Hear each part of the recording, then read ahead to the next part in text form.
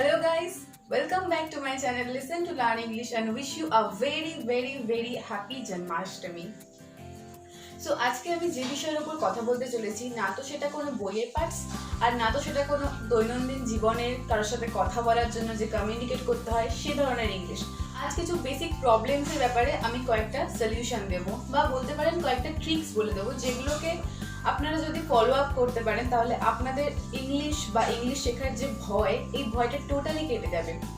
So number 1 is, ইংলিশে কথা বলতে গেলে আপনারা ভয় পান, আপনারা ভাবতে থাকেন যে আমরা কি বলবো, কিভাবে বলবো। এই যে ভাবাটা, আপনি যতক্ষণ ধরে ভাববেন এই ভাবাটা আপনাকে তত বেশি করে নার্ভাস করবে, তত বেশি আপনি নার্ভাসনেসে ভুগবেন। তাই জন্য ভাবা বন্ধ করে দিয়ে যা মাথায় আসছে স্টার্ট করুন বলা। ভুল হবে, হোক, মানুষ মাত্রই ভুল হয়।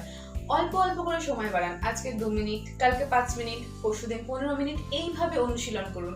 দেখবেন যে আপনি কয়েকদিন পরে আপনি নিজের ব্রেনকে কোনো অ্যাডভাইস দিচ্ছেনই না, অথচ সে ইংলিশে ভাবছে, স্বাচ্ছন্দ্যে ভাবছে। কিন্তু তার জন্য you need a start. So starts now, from today and at once. Number 2, যখন আপনারা ইংলিশ শিখে যান তখন আপনারা সবকিছুতে বঙ্গানুবাদ করতে চান। সবকিছুর ক্ষেত্রে একটা বঙ্গানুবাদ করলে আপনারা ভাবেন যে আপনারা খুব ভালোভাবে ইংলিশ শিখে গেছেন, বাট দ্যাটস নট।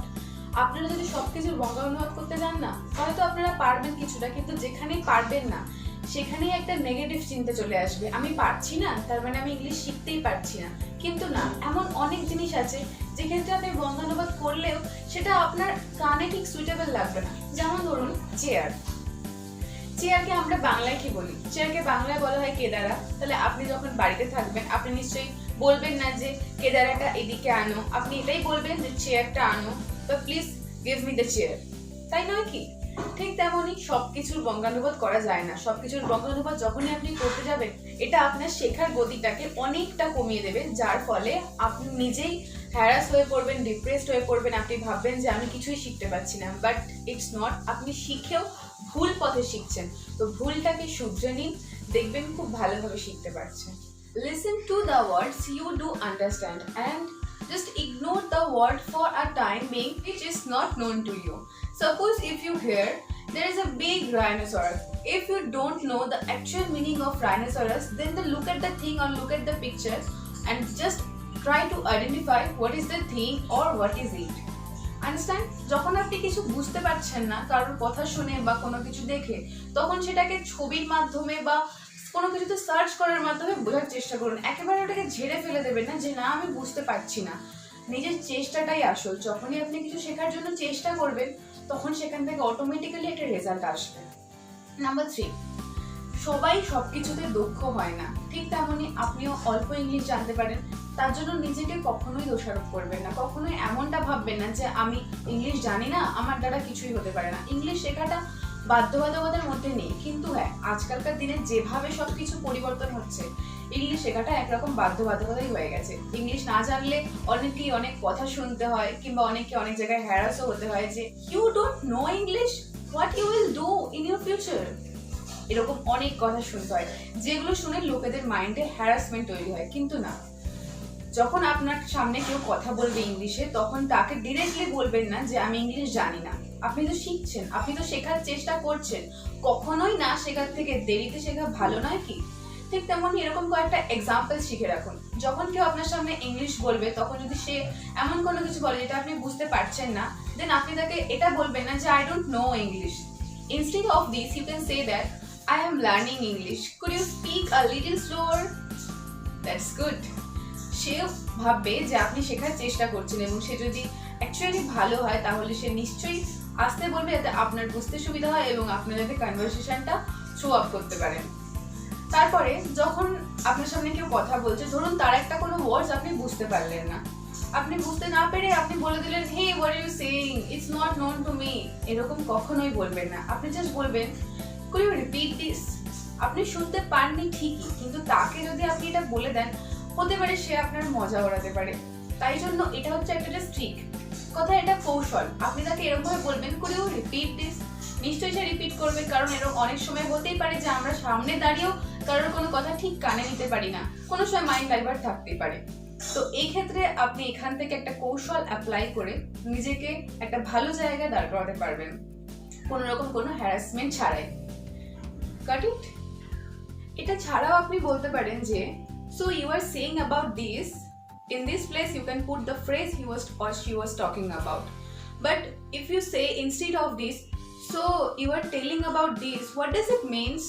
যদি আপনি এইভাবে বলেন তাহলে সে ভাববে যে আপনি জানতে চাইছেন ওই ব্যাপারটার ডিটেলসে। কিন্তু যদি আপনি ফার্স্টের মতো করে বলেন, oh you are saying about this, এই কথাটা শুনে মনে হচ্ছে যে you have no idea about this, then he or she may harass you or can tell you some words that will defect or affect your mind. English শেখার অন্যতম উপায় হচ্ছে অ্যাকুইজিশন। আপনি যত আপনার কানকে প্রশিক্ষণ দিতে পারবেন ইংলিশ শোনার জন্য, যেমন আপনি ইংলিশ মুভি দেখতে পারেন, ইংলিশ গান শুনতে পারেন, ডকুমেন্টারি প্রোগ্রাম দেখতে পারেন, এই সব কিছু যত আপনি কানে বেশি করে শুনবেন তত আপনার ব্রেন অ্যাডভাইস পাবে, আপনার নিজের কথা বলতে ইচ্ছা হবে। সো এইভাবে আপনার একটা স্কিল ডেভেলপমেন্ট হবে। ধীরে ধীরে আপনি নিজেও বুঝতে পারবেন না কখন আপনার এতটা স্কিল ডেভেলপমেন্ট হয়ে গেছে। ইংলিশ নিউজ পেপার পড়ুন, যখন পড়বেন তখন একটুখানি জোরে পড়ুন যাতে আওয়াজটা আপনার কানে যায়, এবং যখন আওয়াজটা কানে যাবে তখন নিজের বলার চেষ্টা করুন। সো এইভাবে শোনা এবং বলা, এই দুটো পদ্ধতিতে ইংলিশটা শিখলে অনেকটা ইজি হয়ে যায়, অনেকটা। নেক্সট হচ্ছে, কখনো ভয় পাবেন না। ভয় পেয়ে গুটিয়ে থাকলে কখনো ইংলিশ শেখা যায় না। হ্যাঁ মানছি এটা ফরেন ল্যাঙ্গুয়েজ, এটা আমাদের পক্ষে এতটা সোজা নয় শেখা, কিন্তু nothing is impossible, everything is possible if you try. যদি আপনি চেষ্টাই না করেন তাহলে আপনি বুঝবেন কি করে আপনি এটা পারবেন নাকি পারবেন না? অবভিয়াসলি পারবেন, কিন্তু তার জন্য চেষ্টা করতে হবে। ভয় পেয়ে গুটিয়ে থাকলে কোনোদিনও কিছু শেখা যায় না। তাই জন্য বলতে হবে, যতটাই ভুল হোক বলতে হবে, কিছু শোনার চেষ্টা করতে হবে।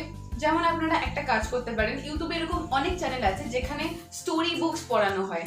এখন আপনারা বলবেন আমরা কি বাচ্চা নাকি যে স্টোরি বুকস পড়বো, কিন্তু না, এই স্টোরি বুকসগুলো ওরা এত সুন্দরভাবে ইন্টারন্যাশনালি প্রোনাউন্সিয়েশন দিয়ে বোঝায়, যেটাকে যদি আপনি শোনেন এবং রিপিটেশন করতে থাকেন, লিসেন রিপিট টেল, এই প্রসেসটা ফলো করতে থাকলে আপনারা এমন একটা সময় আসবে আপনাদের কাছে যখন আপনারাই নিজেরা স্টোরিটা শুনবেন এবং বলবেন।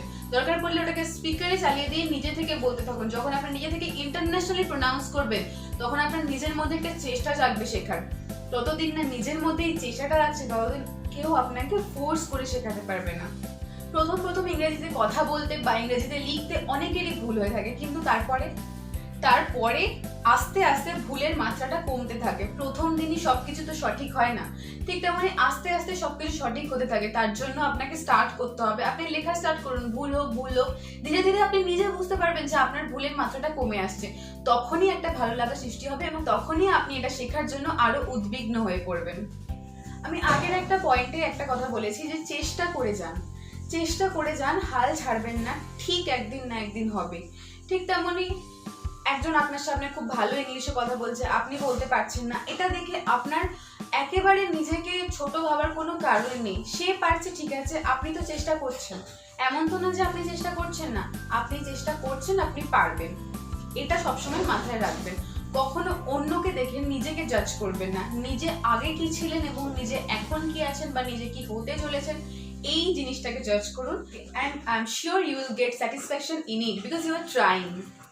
সবার শেখার গতি সমান হয় না, তাই জন্য নিজেকে হতাশ হলে চলবে না। কেউ আগে শেখে, কেউ পরে শেখে, কিন্তু শেখে সবাই। ঠিক তেমনই যতটাই সময় লাগুক লেগে থাকতে হবে। লেগে থাকলে জিনিসটা হতে বাধ্য। আপনারা আরেকটা কাজ করতে পারেন, যেটা হচ্ছে ফ্রেজ জিনিসটা খুব ইম্পর্টেন্ট ইংলিশে কথা বলার জন্য বা লেখার জন্য। অনেক সময় আমাদের এমন কিছু লিখতে হয় যেখানে নতুন নতুন কিছু ওয়ার্ড অ্যাড করলে যে খাতাটা চেক করে তারও ভালো লাগে এবং নিজেরও ভালো লাগে যখন দেখেন যে আপনি নিজে লিখেছেন এটা। তাই জন্য কি করতে হবে, ফ্রেশ মনে রাখার জন্য আপনি একটা ছোট্ট খাতার মধ্যে ডে টু ডে ডেইলি কিছু কিছু করে ফ্রেজ লিখুন। ধরুন আজকে 5টা লিখলেন, পরের দিন 10টা লিখলেন। এইভাবে লিখতে থাকলে একটা দিনে গিয়ে এমন দাঁড়াবে যে আপনার কাছে অনেক এরকম ফ্রেজ হয়ে যাবে। সেগুলোকে প্রতিদিন একবার করে রিভাইজ দিয়ে থাকবেন। আজকে এটা লিখলেন, নতুন এটা একদম, কালকে আরেকটা লিখবেন। কালকে যখন লিখছেন আগের দিন এটা একবার পড়ে নেবেন, তাহলেই আপনার মাথায় অনেকটা থেকে যাবে, তাই নয় কি? যেদিনকে লিখছেন সেদিন তো 5টা লিখছেনই, তার আগের দিনে 5টা লিখলেন, ওটা 10টা মনে থেকে যাচ্ছে। এইভাবে যদি আপনি ফ্রেজগুলোকে লিখতে থাকেন তাহলে স্পোকেন ইংলিশ বা বেসিক ইংলিশ বা অ্যাডভান্সড ইংলিশ যে কোনো ক্ষেত্রে আপনার ডেভেলপমেন্ট হবে। আরেকটা কথা, কখনো নেতিবাচক কথা ভাববেন না, নেভার বি নেগেটিভ। কখনো কারোর সামনে এটা বলবেন না যে I don't know English, but নিজে থেকে বলবেন না I can do nothing, I don't want to learn English বা আই কান্ট লার্ন ইংলিশ। এমন হতেই পারে না যে কেউ কিছু করতে পারবে না, চেষ্টা থাকতে হবে। সেই জন্যই কখনো নেগেটিভ চিন্তা ভাবনা না এনে বা কারোর সামনে কোনো নেগেটিভ অ্যাটিটিউড না দেখিয়ে, আপনি জানেন না তবু একটা পজিটিভ অ্যাটিটিউড দেখাতে হবে। আপনাকে এমন কিছু শিখে রাখতে হবে যাতে আপনি তাকে বোঝাতে পারেন যে না, আপনি শেখার চেষ্টা করছেন। এতক্ষণের মধ্যে অনেকগুলো টপিক বলে দিয়েছি এবং কি কি করতে হবে বা কিভাবে করতে হবে সবই বলে দিয়েছি, but the main important 3 things is still now. Number 1 হচ্ছে আপনার লক্ষ্য বা এম, আপনি কি হতে চান বা আপনি কোন জায়গায় দেখতে চান, আপনি কতটুকু ইংরেজি শিখতে চান, ইংরেজিটাকে কোথায় কাজে লাগাতে চান, সেই জিনিসটা আপনাকে নিজে থেকে ভেবে নিতে হবে। সাপোজ আপনি ধরে নিন আপনি একটা ইন্টারভিউর জন্য একটা স্পোকেন ইংলিশের কোর্স করবেন, সেই জিনিসটা টোটালি আলাদা। সেখানে আপনাকে বেসিক শেখানো হবে না, সেখানে অলরেডি আপনাকে বেসিক শিখে যেতে হবে।